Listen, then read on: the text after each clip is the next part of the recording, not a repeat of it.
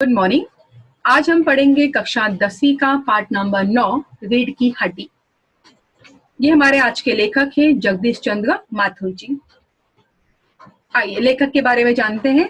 इनका जन्म हुआ है 1917 बुलंदशहर उत्तर प्रदेश में और इनकी मृत्यु हुई है 1978 में।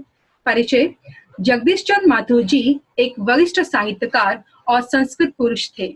आपने आकाशवाणी में काम करते हुए हिंदी को लोकप्रिय बनाने में महत्वपूर्ण योगदान दिया है। आप प्रसिद्ध नाटककार के रूप में भी प्रतिष्ठित हैं। तो माना जाता है आज के जो हमारे लेखक हैं 1917 में पैदा हुए थे, 1978 यानी कि 1978 में इनकी मौत हो गई। हमारे जो लेखक हैं वो एक वरिष्ठ साहित्यकार थे, सांस्कृतिक पुरुष थे। आकाशवाणी में भी इन्होंने काम किया है, साथ ही कई नाटक में भी इन्होंने अपना योगदान दिया है।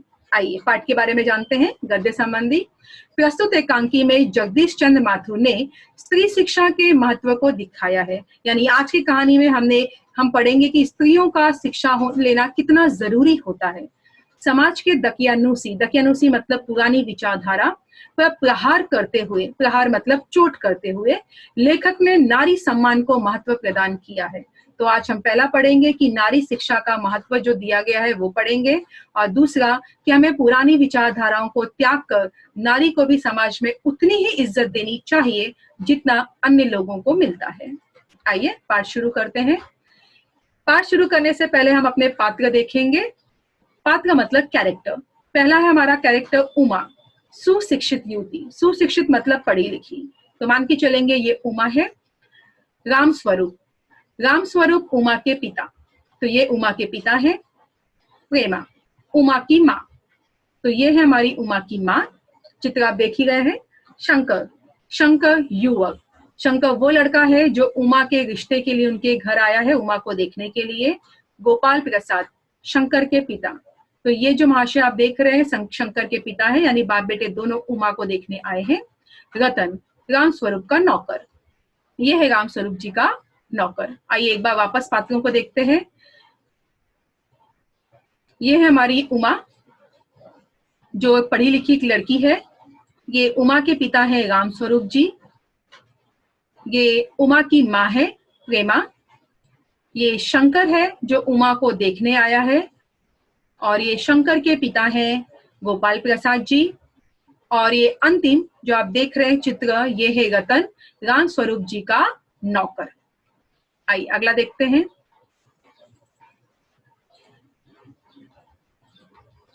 एक कमरे के अंदर से आते हुए जिन महाशय की पीठ नजर आ रही है वह अधेड़ उम्र के, अधेड़ मतलब आधे उम्र के हो गए हैं, एक तख्त को पकड़े हुए कमरे में आते हैं।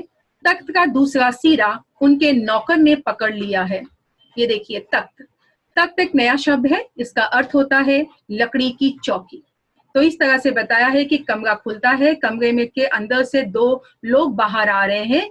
एक की पीठ नजर आ रही है, वो आधे उम्र के हैं, और दोनों ही इंसानों ने जो तख्त है लकड़ी का एक एक सिरा यानी कि एक एक कोना उसका पकड़ रखा है। आइए अगला देखते हैं। राम स्वरूप अबे धीरे धीरे चल, अब तख्त को उधर मोड़ दे। उधर तख्त के रखे जाने की आवाज आती है। ये देखिए ये डायलॉग किसने बोला था? उमा के पिता राम स्वरूप जी ने। अगला ये है तख्त यानी कि लकड़ी का चौकी। अगला रतन बिछा दे साहब। तो रतन ने पूछा क्या सचमुच बिछा दूं? अगला राम स्वरूप जरा तेज आवाज में, और क्या करेगा? परमात्मा के यहाँ अक्ल बट रही थी, तू देर से पहुंचा था क्या? बिछा दो साहब। और यह पसीना किस लिए बहाया? तो राम स्वरूप को गुस्सा आ जाता है कि अरे इतना हम पसीना बहा रहे हैं, मेहनत से लकड़ी का भारी तख्ता अंदर से बाहर लाए हैं, और बाहर लाने के बावजूद ये बेवकूफ नौकर पूछ रहा है कि क्या इसे यहाँ पर बिछाना है? बिछाना मतलब फैलाकर रखना है। रत्न तख्त बिछाता है, ही। ये देखिए ये है रतन और ये है तख्ता यानी जो लकड़ी का चौकी था। अब अगला देखते हैं। राम स्वरूप दरी उठाते हुए, और बीवी जी के कमरे में से हारमोनियम उठा ला और सितार भी। जल्दी जा रतन। जाता है। पति पत्नी तख्त पर दरी बिछाते हैं। ये देखिए, राम स्वरूप जी नौकर से कहता है कि उनकी पत्नी के कमरे में से जाकर हारमोनियम और सितार ले आए। तो बेटा ये जो सेकंड चित्र दिख रहा है ये है हारमोनियम, और ये जो थर्ड चित्र आपको दिख रहा है ये है सितार। तो हारमोनियम और सितार को अंदर से वो नौकर से मंगवाते हैं राम स्वरूप जी। और एक नया शब्द आया है दरी। तो ये है दरी यानी कि कारपेट। दरी पति पत्नी दोनों जन मिल के बिछाते हैं। प्रेमा, लेकिन वह तुम्हारी लाडली बेटी उमा तो मुंह फुलाए बैठी है। राम स्वरूप, क्या हुआ? प्रेमा, तुम्ही ने तो कहा था कि उसे ठीक ठाक करके नीचे लाना। अब यहाँ ये बताया जाता है कि दरी बिछाने के बाद हारमोनियम और सितार नौकर से मंगवाया जाता है और पति पत्नी दोनों मिलकर दरी उस तख्त पे बिछाते हैं। उसके बाद दरी बिछाते बिछाते प्रेमा राम स्वरूप जी से कहती है कि आपकी लाडली बेटी मुंह फुगाए बैठी है। जब कारण पता चला तो कारण में उन्होंने बताया कि जैसे ही आपने कहा था उसे ठीक ठाक करके नीचे लाना, ये सुनकर उसने मुंह फुगा रखा है। तो बेटा अक्सर ऐसे ही होता है गांव में कि जब भी कोई लड़का वाला लड़की को देखने आता है तो एक लड़की के पिता होने के नाते लड़की के पिता हमेशा घर वालों से कहते हैं कि लड़की को थोड़ा तैयार करके ढंग से नीचे ले आना। तो ठीक ऐसा ही राम स्वरूप जी ने अपनी पत्नी प्रेमा से कहा था कि लड़के वालों के आने से पहले वो उमा को तैयार करके नीचे ले आए, और ये सुनते ही उमा ने मुंह फुगा लिया था। आगे देखते हैं। राम स्वरूप, अरे हाँ देखो, उमा से कह देना कि जरा करीने से आए। करीना एक नया वर्ड है। करीने का मतलब होता है तरीका या ढंग। ये लोग जरा ऐसे ही हैं, खुद पढ़े लिखे हैं, वकील हैं, सभा सोसाइटियों में जाते हैं, मगर चाहते हैं कि लड़की ज्यादा पढ़ी लिखी ना हो। ये देखिए, तो यहाँ पता चलता है कि जो लोग आए हैं उनको देखने आने वाले हैं वो वकील हैं, सभा सोसाइटियों में भी जाते हैं, लेकिन उनकी डिमांड ये है कि लड़की ज्यादा पढ़ी लिखी नहीं होनी चाहिए। और लड़का, तो राम स्वरूप कहते हैं बाप शेर है तो लड़का सवा शेर है। बीएससी के बाद लखनऊ में ही तो पढ़ता है, मेडिकल कॉलेज में। कहता है कि शादी का सवाल दूसरा है, पढ़ाई का दूसरा, क्या करूं मजबूरी है। ये देखिए मेडिकल कॉलेज। तो ये इस पैराग्राफ में क्या बताया गया है कि राम स्वरूप जी कहते हैं कि जो लोग देखने आ रहे हैं उमा को, तो लड़के का जो पिता है वो वकील है, पढ़ा लिखा है, सभा सोसाइटियों में भी उसका उठना बैठना है, लेकिन जब लड़की देखने की बात आई तो उसका मानना है कि जो घर की बहू बने वो ज्यादा पढ़ी लिखी नहीं होनी चाहिए। और जो लड़का है जो देखने आ रहा है उसने बीएससी कर लिया है, अब मेडिकल कॉलेज में पढ़ रहा है, लेकिन जब उससे पूछा जाता है कि भाई आपका शादी के बारे में क्या ख्याल है, तो उसका मानना है कि पढ़ाई लिखाई अलग होती है, लेकिन शादी के लिए जब जाते हैं तो लड़की का कम पढ़ा लिखा होना जरूरी होता है। यानी बाप बेटे बहुत ही दकियानूस यानी कि पुरानी विचारधारा के थे। अगला, रतन, बाबूजी बाबूजी धीमी आवाज में। राम स्वरूप दरवाजे से बाहर झांककर, अरे प्रेमा वे भी आ गए, तुम उमा को समझा देना, थोड़ा सा गा देगी मेहमानों से। हाँ हाँ हाँ, आइए आइए। बाबू गोपाल प्रसाद बैठते हैं। हाँ हाँ, मकान ढूंढने में कुछ तकलीफ तो नहीं हुई? तो ये देखिए चित्र। गोपाल प्रसाद, खंखार कर, एक नया शब्द है, लिख लीजिए। खंखार कर का मतलब होता है गला साफ करके। नहीं, टांगा वाला जानता था, रास्ता मिलता कैसे नहीं। अब देखिए क्या हुआ। रतन ने आकर बताया राम स्वरूप को कि भाई लड़के वाले आ चुके हैं। वो झांक कर देखते हैं तो सचमुच टांगे से वो लोग उतर गए थे। मेहमानों का वो स्वागत करते हुए उन्हें घर पे लेकर आते हैं। जब वो घर पे लेकर आते हैं अंदर, तो वो गोपाल प्रसाद यानी कि ये लड़के के जो पिता हैं उनसे पूछते हैं कि कहीं आपको घर ढूंढने में तकलीफ तो नहीं हुई? तो उसने कहा कि नहीं, हम टांगे से आए हैं तो टांगा वाला रास्ता जानता था, इसीलिए हमें कहीं कोई तकलीफ नहीं हुई। आइए अगला देखते हैं। राम स्वरूप, हाँ हाँ हाँ, लड़के की तारीफ मुखातिब होकर, और कहिए शंकर बाबू कितने दिनों की छुट्टियां हैं। मुखातिब एक नया शब्द है, इसका अर्थ होता है देखना। तो राम स्वरूप जब लड़के की तरफ देखने लगे और उन्होंने क्या पूछा शंकर जी से कि कितने दिनों की छुट्टियां हैं। शंकर जी, कॉलेज की तो छुट्टियां नहीं है, वीकेंड में चला आया था। तो शंकर उनसे कहता है राम स्वरूप जी से कि छुट्टियां तो नहीं है, वीकेंड है, यानी कि सैटरडे संडे की जो छुट्टियां होती हैं मैं उसी में चला आया। राम स्वरूप, तो आपके कोर्स खत्म होने में तो अब साल भर रहा होगा। शंकर, जी यही कोई साल 2 साल।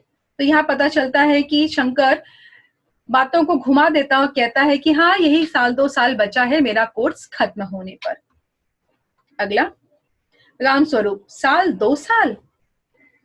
शंकर, हाँ हाँ जी, 1 आध साल का मार्जिन रखता हूं, यानी 1 साल वो एक्स्ट्रा ही बताता है सभी को। गोपाल प्रसाद अपनी आवाज और तरीका बदलते हुए, अच्छा तो साहब फिर बिजनेस की बातचीत हो जाए। अब अभी राम स्वरूप और लड़के में बात हो रही थी कि उसके पिता शंकर के बीच में बोल पड़ते हैं गोपाल प्रसाद जी कि भाई बातचीत तो बाद में भी होगी, पहले हम बिजनेस की बात कर लेते हैं। ठीक है, ये देखिए ये है इनका बिजनेस का तरीका जो आप इस चित्र में देख रहे हैं। ये तीसरे वाले चित्र में ये बेटा इनका बिजनेस होता है। तो समझ के चलिए क्या बिजनेस था। राम स्वरूप चौंक कर, बिजनेस? समझ कर, ओह अच्छा अच्छा, लेकिन जरा नाश्ता तो कर लीजिए। तो बाद में राम स्वरूप जी को क्लिक हुआ कि भाई ये किस बिजनेस की बात कर रहे हैं, यानी कि लेन देन, जो हम शादियों में अक्सर गांव में पैसे मांगे जाते हैं, गहने मांगे जाते हैं, दहेज मांगे जाते हैं, उनकी वो बातचीत कर रहे थे गोपाल प्रसाद जी। तो राम स्वरूप जी कहते हैं बातचीत तो हम बाद में भी कर सकते हैं, पहले थोड़ा सा नाश्ता कर लेते हैं। तो इस तरह इस पैराग्राफ में बताया है कि किस तरह जब राम स्वरूप जी शंकर से उसकी पढ़ाई लिखाई के बारे में पूछ रहे थे तो बीच में ही शंकर के पिता बोल पड़ते हैं कि भाई बातचीत तो बाद में होगी, पहले हमें बिजनेस की बात कर लेनी चाहिए। और फिर राम स्वरूप जी कहते हैं बिजनेस की बातें तो चलती रहेगी, पहले कुछ नाश्ता कर लेते हैं। ये देखिए गोपाल प्रसाद, यह सब आप क्या तकल्लुफ करते हैं? तकल्लुफ का अर्थ होता है मेहमान नवाजी। तो ये किसने कहा था? गोपाल प्रसाद जी ने। चित्र आप देख ही गए गोपाल प्रसाद जी का। दूसरा, राम स्वरूप, हाँ हाँ हाँ, तकल्लुफ किस बात का? यह तो मेरी बड़ी तकदीर है कि आप मेरे यहाँ तशरीफ लाए। अंदर जाते हैं। तो ये किसने कहा था? राम स्वरूप ने। अब वो अंदर चले जाते हैं। गोपाल प्रसाद अपने लड़के से, क्यों, क्या हुआ? शंकर, कुछ नहीं। तो इस तरह से यहाँ बताया गया है कि कैसे राम स्वरूप जी मेहमानों का स्वागत करते हुए उन्हें बिठा कर रखते हैं और अंदर चले जाते हैं नाश्ता पानी लाने के लिए। तो बच्चों ये आम तौर पे ऐसा ही होता है, जब कभी कोई लड़का वाला लड़की देखने जाता है तो उनका इसी तरह से अवभगत यानी कि सम्मान किया जाता है। अगला, गोपाल प्रसाद, झुककर क्यों बैठते हो? ब्याह तय करने आए हो, कमर सीधी करके बैठो। तुम्हारे दोस्त ठीक कहते हैं कि शंकर की बैकबोन। इतने में बाबू राम स्वरूप चाय की ट्रे लेकर मेज पर रख देते हैं। ब्याह का मतलब होता है शादी। ये देखिए, तो जो गोपाल प्रसाद जी अपने बेटे से कहते हैं जब राम स्वरूप जी अंदर नाश्ता लेने जाते हैं तो कहते हैं कि क्यों तुम कमर सीधी करके क्यों नहीं बैठते, टेढ़ा क्यों बैठते हो? तो देखो बेटा, कुछ लोगों को इस तरह से झुक कर बैठने की आदत होती है। ये देखिए, और उनका मानना था राम गोपाल प्रसाद जी का कि हम लड़के वाले हैं, हमें इस तरह से सीधे तन कर बैठना चाहिए, ना कि इस तरह से हमें झुक कर बैठना चाहिए। इससे उनका मानना था कि इज्जत कम हो रही है। अगला, और इतने में क्या होता है कि जो राम अपने गोपाल प्रसाद जी के सामने राम स्वरूप जी चाय का जो ट्रे है वो लेकर आ जाते हैं। गोपाल प्रसाद, आखिर आप माने नहीं, और तभी शंकर के पिता कह देते हैं कि अरे ये क्या, आपने तो तकल्लुफ कर ही दी, क्या जरूरत थी चाय नाश्ता पानी लाने की? तो बेटा ये सिर्फ कहने की बात होती है, अगर चाय नाश्ता ना भी पूछा गया तो उसमें भी एक बड़ा बवाल हो जाता है।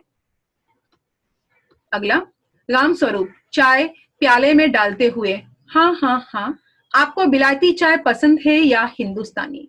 तो ये देखिए, विलायती चाय और हिंदुस्तान चाय, यानी कि हिंदुस्तानी बोला तो वही अपनी दूध और शक्कर वाली चाय, विलायती बोला गया तो अपना ग्रीन टी को बोला जाता है। तो ये है अपनी विलायती टी और ये है अपनी इंडियन टी यानी कि चाय। अब ये पूछने के बाद गोपाल प्रसाद जी कहते हैं नहीं नहीं साहब, मुझे आधा दूध और आधी चाय दीजिए और जरा चीनी भी डाल दीजिएगा। तो इस तरह से वो इंडियन चाय की डिमांड करते हैं गोपाल प्रसाद जी। शंकर, खंखार कर यानी कि गला साफ कर, सुना है सरकार अब ज्यादा चीनी लेने वालों पर टैक्स लगाएगी। तो यहाँ लड़के ने मस्करी किया अपने पिता के साथ। कि अगर आप ज्यादा चाय में शक्कर लोगे तो आप पर ज्यादा टैक्स लगेगा। अगला, गोपाल प्रसाद, चाय पीते हुए, सरकार जो चाहे सो कर ले, पर अगर आमदनी करनी है तो सरकार को बस एक ही टैक्स लगाना चाहिए। देखिए, चाय पीते पीते गोपाल प्रसाद जी कहते हैं कि शक्कर पे टैक्स लगाने से क्या मिलेगा? अगर अच्छी आमदनी यानी कि पैसा कमाना है तो मैं जिस पे बोलता हूं उस पे सरकार को टैक्स लगानी चाहिए। रामस्वरूप पूछते हैं शंकर को प्याला पकड़ाते हुए, वह क्या? देखिए, ये रामस्वरूप जी मान के चलेंगे कि चाय का प्याला उन्होंने शंकर को दिया। ये तीसरे चित्र में हम शंकर मान के चलते हैं। तो जब रामस्वरूप ने गोपाल प्रसाद जी से पूछा कि भाई वो क्या चीज है जिसपे टैक्स लगाने से ज्यादा आमदनी होती है? गोपाल प्रसाद, खूबसूरती पर टैक्स। रामस्वरूप और शंकर हंस पड़ते हैं। मजाक नहीं साहब, यह एक ऐसा टैक्स है जनाब की देने वाला चू भी ना करेगा। तो इस तरह से अंत में वो कहते हैं गोपाल प्रसाद जी कि शक्कर पे टैक्स लगाने से सरकार को इतना फायदा नहीं होगा जितना कि खूबसूरती के चीजों पे टैक्स लगाइए, क्योंकि खूबसूरती की जो चीजें हैं वो तो अक्सर मार्केट पे ज्यादा भाव में होंगी तब भी बिकती हैं, और कम भाव में भी अगर हो तब भी लोग उसे खरीद लेते हैं। आइए अगला देखते हैं। रामस्वरूप, जोर से हंसते हुए, वाह वाह, खूब सोचा आपने। वाकई आजकल खूबसूरती का सवाल भी बेढक हो गया है। हम लोगों के जमाने में तो यह कभी उठता भी ना था। तश्तगी गोपाल की तरफ बढ़ाते हैं, लीजिए। गोपाल प्रसाद, समोसा उठाते हुए, कभी नहीं साहब, कभी नहीं। तो इस तरह यहाँ से पता चलता है कि रामस्वरूप जी सभी के लिए समोसा लाते हैं और कहते हैं कि बात तो सही है, पहले के जमाने में खूबसूरती का तो सवाल ही नहीं था, और आज देखिए खूबसूरती के ही सारे चीजें बिकती हैं। तो वो समोसा था वो गोपाल प्रसाद जी की तरफ बढ़ाते हैं और वो खा लेते हैं समोसा पाते ही। अगला देखते हैं।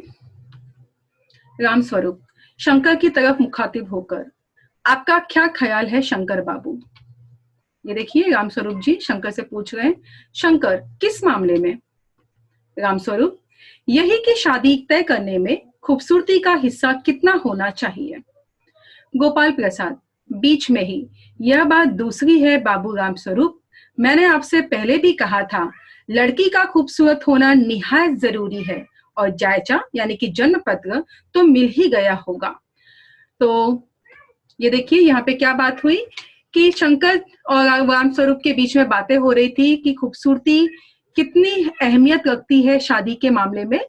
तो बीच में गोपाल प्रसाद यानी कि शंकर के पिता बोल पड़ते हैं कि खूबसूरती का निहायत जरूरी होना जरूरी, यानी कि बहुत जरूरी है लड़की का खूबसूरत होना, और दूसरा कि जन्मपति का जो यानी कि कुंडली होती है उसका भी मिलना जरूरी होता है।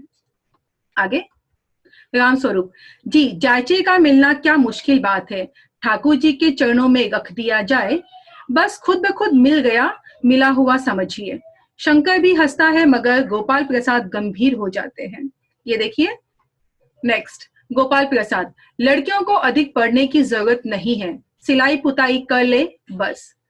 अब देखिए यहाँ पे क्या हुआ है, गोपाल प्रसाद जी का मानना है कि लड़की खूबसूरत होनी चाहिए, जो भी बहू बन के आए उसकी जो जन्म कुंडली है वो पहले लड़के से मिलनी चाहिए, और नेक्स्ट उनकी मांग ये थी कि लड़की को ज्यादा पढ़ा लिखा जरूरी नहीं है, लड़की को सिलाई पुताई यानी कि घर के सभी काम और सिलाई आनी चाहिए।